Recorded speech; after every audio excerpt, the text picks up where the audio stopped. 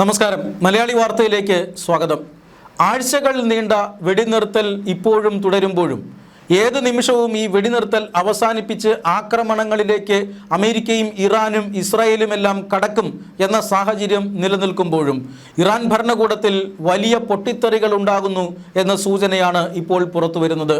Britain ആസ്ഥാനമാക്കി പ്രവർത്തിക്കുന്ന ഒരു മാധ്യമമാണ് ഇപ്പോൾ ഇറാനിൽ നിന്നുള്ള സുപ്രധാനമായ ഒരു വാർത്ത ഇന്ന് രാവിലെ പുറത്തുവിട്ടത്. അത് മറ്റൊന്നുമല്ല, ഇറാനിയൻ പ്രസിഡന്റ് മസൂദ് പെസഷ്കിയാൻ രാജിവെച്ചു എന്ന വാർത്തയാണത്. ഇറാൻ ഭരണകൂടം അത് നിഷേധിച്ചിട്ടുണ്ട്, പെസഷ്കിയാൻ്റെ ഓഫീസ് അത് നിഷേധിച്ചിട്ടുണ്ട്. പക്ഷേ മാധ്യമം അത് വളരെ കൃത്യമായി തന്നെ അവരുടെ റിപ്പോർട്ടിൽ എഴുതിയിട്ടുണ്ട്.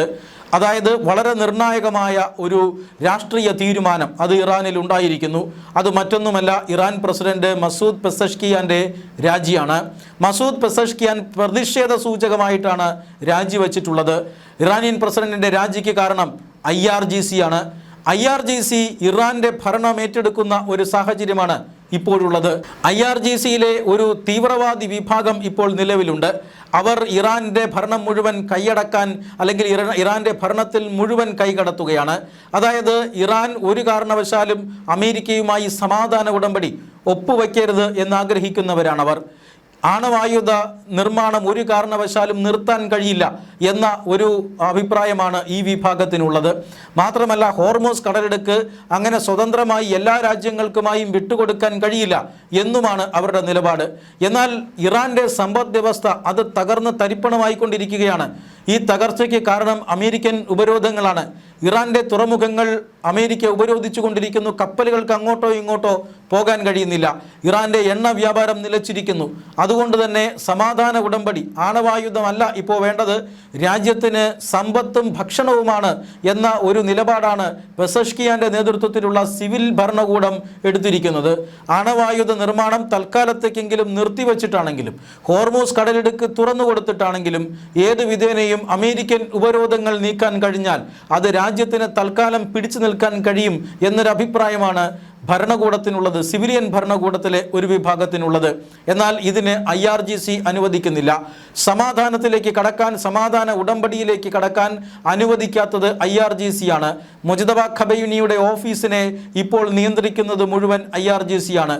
മുജ്തബ ഖമേനി, അതായത് അയത്തുള്ള ഖമേനിയുടെ പിൻഗാമിയായി ഇറാൻ പ്രഖ്യാപിച്ചിട്ടുള്ള മുജ്തബ ഖമേനി ഗുരുതരമായ പരിക്കേറ്റ് ചികിത്സയിലാണ്. ആർക്കും അറിയില്ല ഖമേനി എവിടെയാണുള്ളതെന്ന്.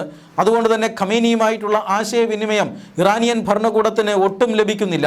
ഈ സാഹചര്യത്തിൽ ഈ സമാധാന ഉടമ്പടി അടക്കം ഗൾഫ് രാജ്യങ്ങളുടെ നേതൃത്വത്തിൽ എഴുതിയുണ്ടാക്കുകയും അത് ഇറാന്റെ പരമോന്നത നേതാവിനെ ഓഫീസിൽ അംഗീകാരത്തിനായി സമർപ്പിക്കുകയും ചെയ്തിട്ടുണ്ട്. പക്ഷേ ഇത് ഖമേനിയുടെ കയ്യിൽ എത്താൻ തന്നെ ദിവസങ്ങളെടുത്തു. അവിടെ നിന്നും മറുപടി വരാൻ വീണ്ടും ദിവസങ്ങളെടുത്തു. മാത്രമല്ല, IRGC ഇദ്ദേഹത്തിൻ്റെ ഓഫീസ് കൈയടക്കി വച്ചിരിക്കുന്നു.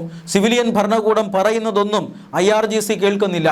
സിവിലിയൻ ഭരണകൂടത്തിൻ്റെ അനുമതിയോടുകൂടി ഹോർമൂസ് കടലിടുക്ക് കടക്കുന്ന ഇന്ത്യയെ പോലെയുള്ള രാജ്യങ്ങളുടെ കപ്പലുകൾക്ക് നേരെ പോലും IRGC വെടിവെക്കുന്നു എന്ന് പറഞ്ഞാൽ തങ്ങൾ ഒറ്റപ്പെട്ടിരിക്കുന്നു, തങ്ങൾ അരികുവൽക്കരിക്കപ്പെട്ടിരിക്കുന്നു എന്ന തോന്നൽ അവിടുത്തെ സിവിലിയൻ ഭരണകൂടത്തിനുണ്ട്. അതുകൊണ്ടാണ് താൻ രാജിവെക്കുന്നത് എന്നാണ് അദ്ദേഹം തൻ്റെ രാജിക്കത്തിൽ എഴുതിയിട്ടുള്ളത്. ഒരു കാരണവശാലും IRGCയുമായി ഒത്തുപോകാൻ കഴിയുന്നില്ല. IRGCയിലെ ഒരു വിഭാഗം ഭരണകാര്യങ്ങളിൽ അനധികൃതമായി ഇടപെടുന്നുണ്ട്. ഞങ്ങൾ അരികവൽക്കരിക്കപ്പെട്ടിരിക്കുന്നു, ഞങ്ങളുടെ ആവശ്യം ഇനിയിപ്പോൾ ഇവിടെയില്ല എന്ന് കാണിച്ചുകൊണ്ടാണ് മുജ്തബ ഖമേനിയുടെ ഓഫീസിലേക്ക് മസൂദ് പെസഷ്കിയാൻ രാജിക്കത്ത് സമർപ്പിച്ചിരിക്കുന്നത്. കഴിഞ്ഞ ദിവസം, അതായത് ഞായറാഴ്ച രാവിലെയാണ് അദ്ദേഹം രാജിക്കത്ത് സമർപ്പിച്ചത്. പക്ഷേ രാജി ഇതുവരെ ഇറാൻ ഭരണകൂടം അല്ലെങ്കിൽ ഇറാൻ്റെ ഈ അയത്തുള്ള ഖമേനിയുടെ ഓഫീസ് ഇതുവരെ സ്വീകരിച്ചിട്ടില്ല. അതുകൊണ്ട് തന്നെ രാജിക്കാര്യം ഇപ്പോൾ തള്ളുകയാണ് ഇറാൻ ഭരണകൂടം. മുജ്തബ ഖമേനിയുടെ ഓഫീസ് മാത്രമല്ല, മസൂദ് പെസഷ്കിയാൻ്റെ ഓഫീസ് പോലും ഈ വാർത്തകളെ തള്ളുന്നുണ്ട്. പക്ഷേ ഈ വാർത്തകൾ യാഥാർത്ഥ്യമാണ് എന്ന് പാശ്ചാത്യ മാധ്യമങ്ങൾ ഇപ്പോഴും റിപ്പോർട്ട് ചെയ്യുന്നുണ്ട്. യുദ്ധരംഗത്ത് നിൽക്കുന്ന ഒരു രാജ്യത്തിൻ്റെ പ്രസിഡന്റ്, ഭരണാധികാരി സൈന്യവുമായിട്ടുള്ള അഭിപ്രായ വ്യത്യാസത്തിൻ്റെ പേരിൽ രാജിവെച്ചാൽ തീർച്ചയായും ഇറാൻ രണ്ട് തട്ടിലാണ് എന്ന കാര്യം ലോകമറിയും. അതുകൊണ്ട് തന്നെ അമേരിക്കയ്ക്ക് ഇനി കാര്യങ്ങൾ എളുപ്പമാകും. നമ്മുടെ ദുർബലത അത് ശത്രു മനസ്സിലാക്കി കഴിഞ്ഞാൽ അവർ ആക്രമണം കടുപ്പിക്കും. അമേരിക്കയോട് വിലപേശി തങ്ങളുടെ വാദങ്ങൾ ഉന്നയിക്കാനുള്ള വലിയ ശ്രമമാണ് ഇപ്പോൾ ഇറാൻ നടത്തിക്കൊണ്ടിരിക്കുന്നത്. ഇറാനെ സംബന്ധിച്ചിടത്തോളം താൽക്കാലികമായി ആണവ സമ്പുഷ്ടീകരണം നിർത്തിവെക്കാമെങ്കിലും സ്ഥിരമായി അതിന് കഴിയില്ല എന്നാണ് അവർ അമേരിക്കയോട് വാദിച്ചു കൊണ്ടിരിക്കുന്നത്. മാത്രമല്ല, അമേരിക്ക പറയുന്നത് ഒരു കാരണവശാലും ഇത് അംഗീകരിക്കാൻ കഴിയില്ല എന്നാണ്. ഇറാന് ആണവായുധം കൈവശം വയ്ക്കാനുള്ള ഒരധികാരവും ഇല്ല, അത് നൽകാൻ കഴിയില്ല. മാത്രമല്ല, ഇതുവരെ സമ്പുഷ്ടീകരിക്കപ്പെട്ടിട്ടുള്ള യുറേനിയം മറ്റൊരു രാജ്യത്തേക്ക് മാറ്റണം എന്നും അമേരിക്ക പറയുന്നു. ഇത് IRGC അല്ലെങ്കിൽ ഇറാൻ ഇതുവരെ അംഗീകരിച്ചിട്ടില്ല. മാത്രമല്ല, ഇറാനെ സംബന്ധിച്ചിടത്തോളം ഉപരോധങ്ങൾ നീക്കുകയും യുദ്ധത്തിന് നഷ്ടപരിഹാരം നൽകുകയും വേണമെന്നാണ് ഇറാൻ ആവശ്യപ്പെടുന്നത്. പക്ഷേ ഉപരോധങ്ങൾ നീക്കാൻ അമേരിക്ക ഇതുവരെ തയ്യാറായിട്ടില്ല.